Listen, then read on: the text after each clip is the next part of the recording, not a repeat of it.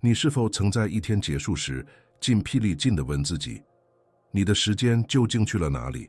你是否发现自己在滑动手机屏幕，回复无关紧要的电子邮件，沉浸在琐碎的担忧中，而你脑海深处一个无声的声音在尖叫，有什么东西大错特错了？这种处于自动驾驶状态的感觉自己是自身存在的乘客，并非偶然。这是一种在无限时间的幻觉下生活的症状，一个现代的陷阱，让我们用当下的宏伟去交换一连串空洞的分心。你在移动，在行动，在反应，但你并没有真正的生活。你的日程表是慢的，但你的灵魂是空虚的，而伴随你的微妙焦虑是一种预感。你最宝贵的资源正在从你的之间流走，而你却不知道如何止血。这就是人类状况的巨大讽刺。我们对死亡有着深深的恐惧，但我们每一天的生活都好像我们是不朽的。我们规划未来，好像它是确定的；我们反复思考过去，好像我们可以改变它。而我们忽略了我们真正拥有的唯一力量点——当下。你担心你几乎不认识的人的看法，你把你最重要的项目推迟到一个永远不会到来的以后，你允许小小的烦恼劫持你内心的平静。这种被动混乱的状态，这种精神上的杂乱无章，是忘记我们存在最根本真相的直接后果。你感觉到这种脱节，这种你的生命被浪费在不重要的事情上的痛苦，这是一种缓慢而无声的死亡，在你与本质脱节的每一秒钟发生。但如果我告诉你，解决这种麻痹的方法不在于更高的生产力，而在于更深的意识呢？如果死亡本身，你最大恐惧的来源，实际上是你最大的盟友，是能够引导你回到有目的和清晰生活的指南针里。在这个视频中，你不会找到连结的安慰，你会找到一个工具，一个由古代斯多葛派锻造的心智技术，用来将对中介的焦虑转变为开始的动力。我们将解释死亡每天默默教给我们的5个人生教训。这不是关于中介的冥想，而是一本关于如何真正生活的说明书，带着意图、勇气和坚定不移的专注。准备好从你的沉睡中醒来，并守会你的时间、你的生命和你的力量。如果这条信息与你对更有意义生活的追求产生共鸣，那么现在就做出你的第一个临在行为。订阅这个频道，以免错过任何转变的工具，并在下方评论你从那个城市或国家开始这段路程。也请点赞，让这种哲学能够轰击更多像你一样准备好觉醒的人。我们开始吧。我们将用来摧毁这座所世间语的工具有一个拉丁语名字，初听可能听起来很阴暗 ，Memento Mori， 记住你终将已死。几个世纪以来，这句话被5界与一种悲观和病态的人生观联系在一起。但对于斯多葛派那些曾行走于地球上最具人性的心灵建筑师来说， Memento Mori 不是对终结的痴迷，而是开启美好生活的钥匙。他们明白，对死亡的意识不会将我们拖入黑暗，恰恰相反，它以一种耀眼的清晰照亮了当下。它是自动驾驶的终极解药，是将我们从存在的昏睡中唤醒的警钟，并迫使我们面对最重要的问题：如果我的时间有限，我现在应该如何使用它？因此，让我们重新定义这个概念，不要把死亡看作一个未来需要恐惧的时间，而是看作一个今天可以使用的镜头。Memento Mori 是一种心智技术，一个你可以安装在你的内部操作系统中的专注和彻底有限排序的工具。想象死亡不是一个受割者，而是一个建筑师或一把锤子。作为一个建筑师，它迫使你设计你的人生蓝图是知道有一个最终期限，消除了任何拖延或犹豫的空间。作为一把锤子，它打破并粉碎所有多余的东西，小小的烦恼、他人的意见、想象中的恐惧、微不足道的担忧。在它经过之后，剩下的只有本质的、不可动摇的、对你真正重要的东西。这是有限性的紧迫感转变委屈、织不尽的能量和目的之源。伟大的罗马皇帝和10多个派哲学家马克·奥勒留，在他的沉思录中写下了一条跨越1000年的建议：想过最后一天一样过好每一天。他这么说，不是为了让你过得鲁莽或享乐，而是为了让你获得有意图和美的。他在邀请你使用死亡作为一个过路器，在每一次行动之前，问问自己：如果这是我在地球上的最后一天，我会做我正要做的事情吗？我会为这个选择感到骄傲吗？这个简单的问题有能力完全重新校准你得到的和存在之难症。它将古代的智慧锚定在你当下的现实中，给你一个使用的工具，将每一个时刻都转变为临在和意义的杰作。死亡不是敌人，未曾活过的人生才是。死亡意识教给我们的第一个教训是所有教训中最残酷和最解放的。它充当了伟大的宇宙过滤器，无情地消除琐事。观察你现在的生活，你日常的担忧，你是否因为一封未恢复的电子邮件而焦虑，因为交通堵塞而恼火，因为某个对你的旅程没有实际影响的人的看法而担忧？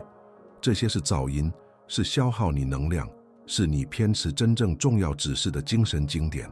死亡当被沉思时，就像一把锤子，它不请求允许，它只是粉碎这些微不足道的担忧，解释真正有分量和实质的东西。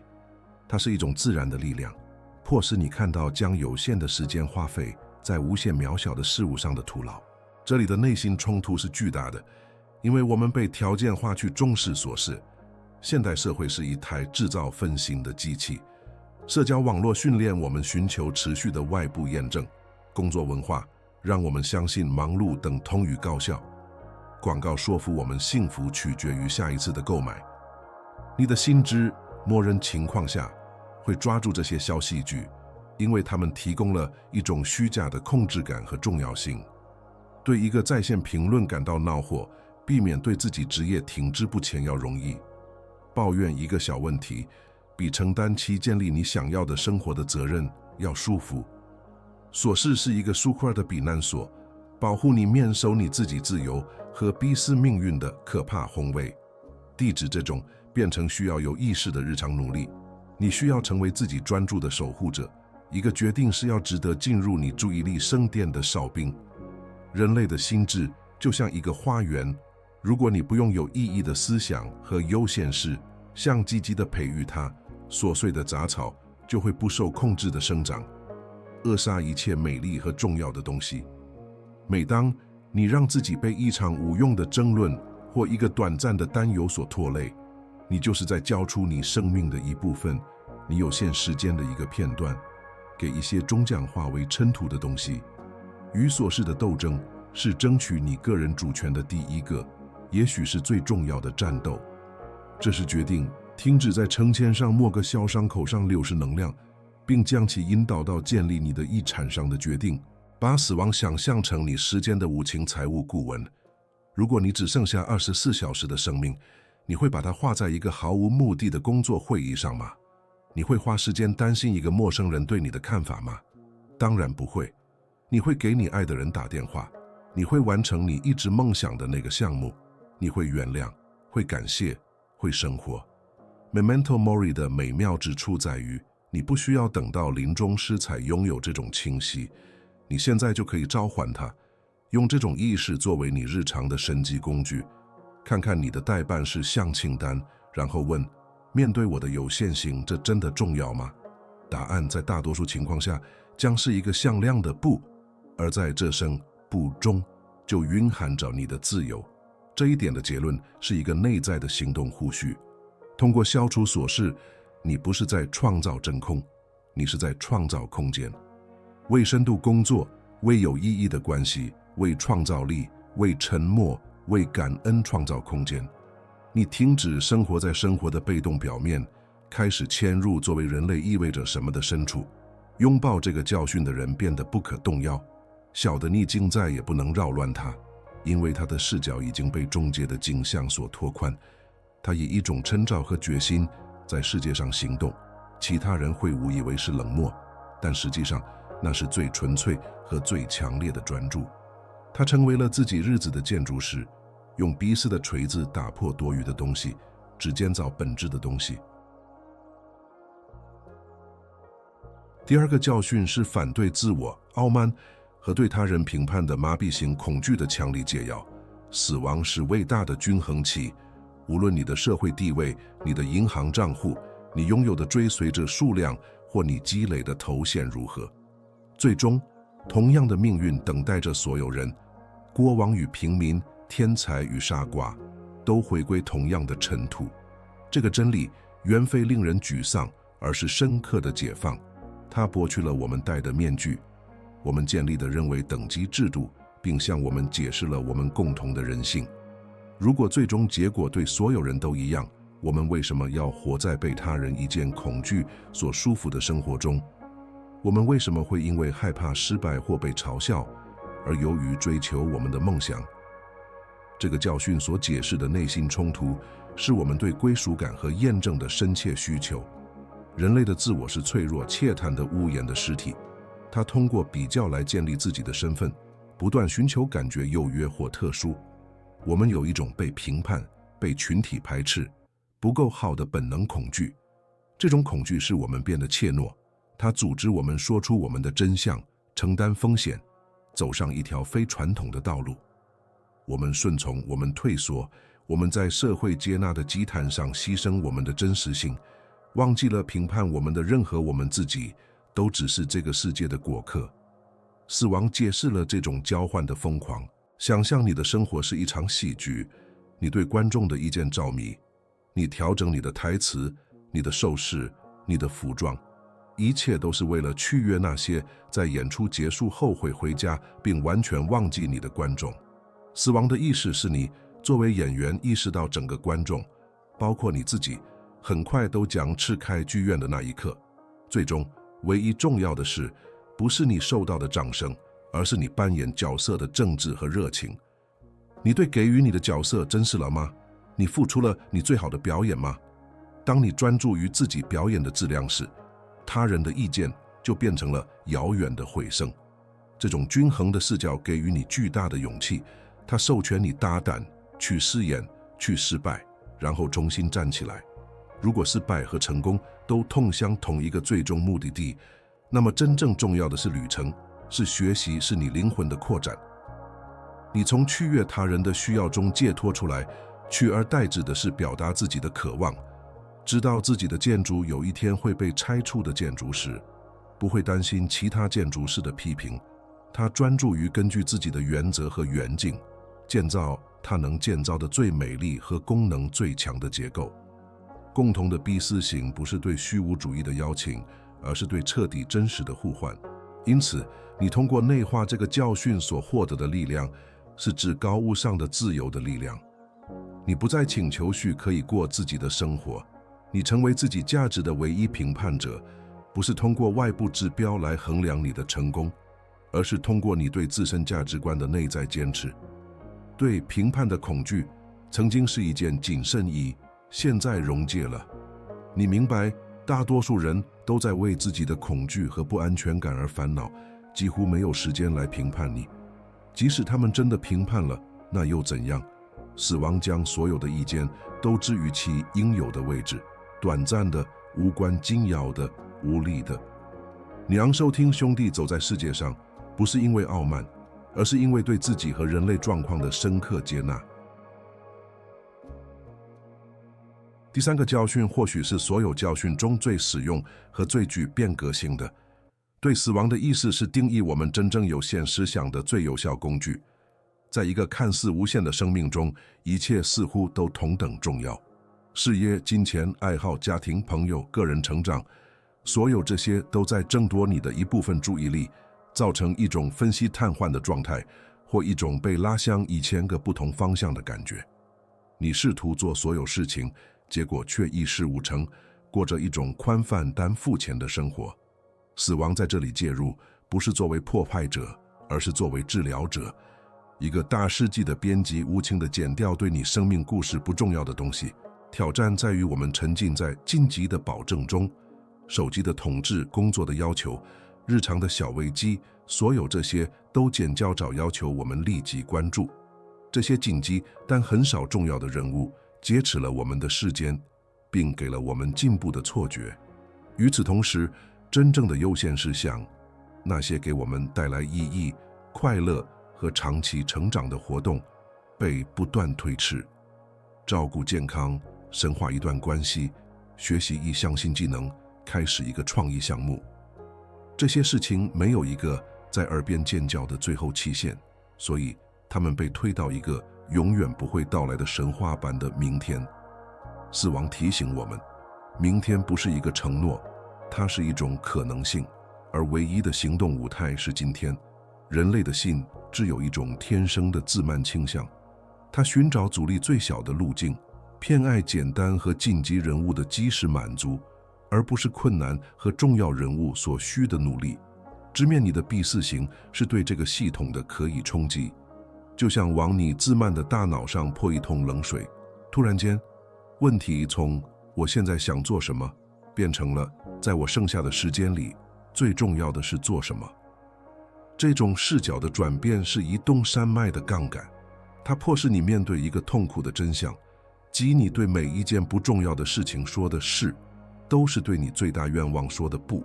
再次使用建筑师的比喻，一个有最后期限和有限资源的建筑师，不能建造他想象的一切，他需要做出艰难的选择，他需要决定那些是他的项目的结构主，那些是装饰品、地基、横梁、支撑屋顶的墙壁，这些是不可协商的有限事项。油漆的颜色、门把手的类型、花园的装饰，如果时间和资源允许，这些都在之后。你的健康，你最亲密的关系，你的人生目标，这些是你的结构主。你的事业、你的爱好、你的财产，这些是装饰品。对死亡的意识迫使你首先建造结构，确保无论发生什么，你的存在建筑都将屹立不倒。应用这个教训的结果是无情的清晰和方向的生活。你成为说不得艺术大师，不是因为粗鲁，而是出于对你的时间和使命的深刻尊重。你对你的优先事项形成了一种隧道视野，世界的噪音开始消失，国在的焦虑被专注的平静所取代。你不再试图为所有人做所有事，而是专注于在你真正关心的事情上做到最好。你的生活曾经是一份用无止境的义务购物清单，变成了一首端详而有力的诗，其中每一个词、每一个行动、每一个时刻都是有意图和目的的选择的。你不再只是度过时间，你正在明智地投资它。第4个教训将我们带到4多个力量的核心。对死亡的意识是赋予当前时刻起真正和不可替代价值的东西。没有重点就没有珍贵。想象任何资源，它越稀缺就越有价值，时间也不例外。你之所以浪费当下，迷失在对过去的会很火、对未来的焦虑中，是因为你在一个错误的假设下运作，即总会有另一个当下来修正事情。死亡断然地摧毁了这个幻觉，它教导你，当前时刻不是一次彩排，不是通往未来的桥梁，它是你实际拥有的唯一现实，它是你整个生命发生的舞台。这里的冲突是反对人类思维中最强大和诱人的谬误之一。幸福总是在下一个地平线的想法。当我得到升职是我会幸福，当我买下房子是我会幸福，当我退休是我会幸福。我们生活在一种永久的等待状态中，把现在仅仅看作是通往理想化未来的一个台阶。这种到达那里的心态是满心不满生活的配方，因为一旦一个目标达成，心智立即将幸福投射到下一个目标上。这是一台让你不停奔跑却永远原地踏步的跑步机。死亡解释了这场比赛的徒劳。他问你，如果没有以后怎么办？如果你所拥有的知识这一刻的质感呢？你的心智被训练来逃避当下，现在可能不舒服，可能需要努力，可能包含需要解决的问题。逃到过去的怀旧记忆或未来的希望幻想重要容易得多。内化 memento mori 是训练你的心智停止逃跑的行为。这是将你的意识锚定在此时此地，在平凡的时刻中找到存在的财富的时间。它是充分感受你的呼吸，品味你的咖啡，真正倾听你面前的人，完全投入你正在执行的任务。它是把每一秒都当作目的本身，而不是达到目的的手段，一个体验生命的独特机会。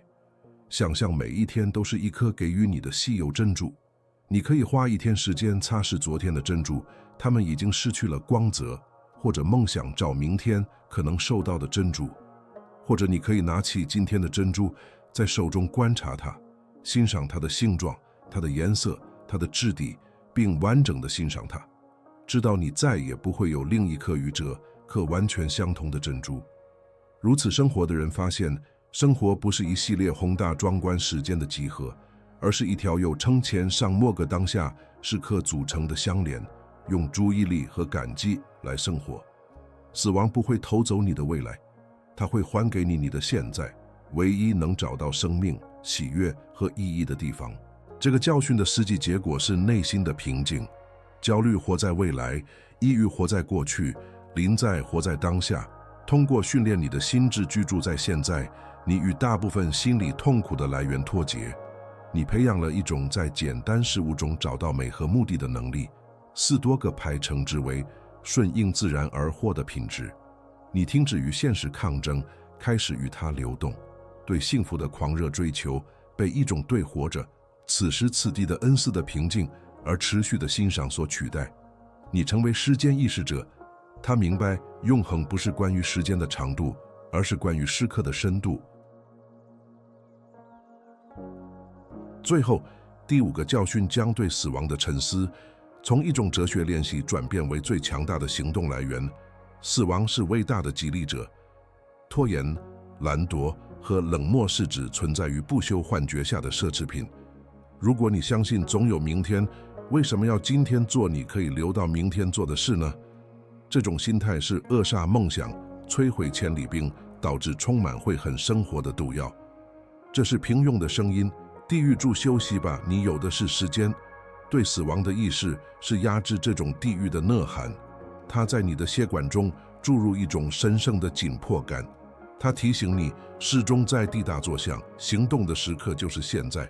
根本的冲突在于我们天生的对舒适的渴望与通过努力实现成长的需求之间的矛盾。做一些伟大的事情，建立一家公司，写一本书，改变你的身体，学习一种乐器，是困难的。它需要记录、牺牲和面对不适的意愿。我们的心智被变成为保存能量，总是会寻找最容易的选择，阻力最小的路径。它会编造借口，为无所作为合理化，并寻找分心来避免艰苦的工作。死亡是懒惰心智无法辩驳的唯一论据。它将你对舒适的渴望与你的遗产放在天平上，选择变得痛苦的清晰。想象历史上最伟大的遗产，伟大的艺术作品、科学发现、塑造世界的哲学，他们不是由相信自己拥有无限时间的人创造的，他们是由那些感受到自己鄙视命运的重量，知道自己有一个有限的机会窗口在宇宙中留下印记的男男女女创造的。他们没有比你更多的时间，他们只是更有目的地使用他们的时间。他们明白记录的痛苦是暂时的，但会恨的痛苦是永恒的。死亡没有用恐惧使他们瘫痪，他用一种使命感推动他们。把死亡当作你的责任伙伴，想象他坐在你旁边观察你的选择。当你准备向懒惰或分心去服侍，转向他，问：这配得上我有限的时间吗？这种做法创造了一种健康的紧迫感，而不是一种麻痹的焦虑。正是这种紧迫感让你早起，让你在不想去的时候去健身房，让你关掉电视，打开书本。正是这种紧迫感迫，使你进行你一直在推迟的那个艰难的对话。知道暴风雨即将来临的建筑是不会休息，它会勤奋工作，确保在时间耗尽之前，每一块砖都完美地砌好。这一教训的应用，最终导致了充满行动和成就的生活。你不再是一个被动的梦想家，而是成为创造自己命运的积极行动者。总有一天，这个词从你的词汇表中被删除，取而代之的是今天这个短语。你明白，自律不是一种惩罚，而是自爱的最高行为，是今天的你给未来的你的礼物。以死亡为顾问而活的人没有时间去戏剧化、忧郁或平庸，他忙于生活、建设、创造和贡献。他明白4多个派的最终真理：我们不是由我们的思想或意图来定义的，而是由我们的行动来定义的。死亡是行动的最终互换。你开始看这个视频时，也许感到迷失，漂浮在琐事的海洋中，感觉时间从指尖流逝。现在，你拥有了指南针，你拥有的工具不是用来恐惧死亡，而是用它作为催化力量，引导你走向专注、有目的和勇敢的生活。我们探讨的5个教训是构建你内在堡垒的支柱，让你从一个普通的、被动的人转变为死亡意识者的原型，有意图且不可动摇。如果这段旅程对你有意义，如果你感觉到了决心的互换，那么不要让这团火焰熄灭。点赞以记录你对这种哲学的认可，并订阅频道，以及续接受你转变所需的工具。将这个视频分享给你认为需要听到这条信息的人。有时，最大的服务行为是分享解放了我们的智慧。现在，哲学必须变成实践，理论必须转化为行动。知识没有应用是无用的。因此，你的第一个也是最重要的 memento mori 行为，你作为自己生命建筑师的第一个生命，现在就开始在评论区。我不要你写一句反叛的话，我要你对自己做出一个公开的承诺，思考我们讨论过的一切，展望你明天的日子，并定义一件事，那件最重要的行动，你承诺去完成的，那件真正重要的事。在评论中写下我将，并用你的行动来完成它。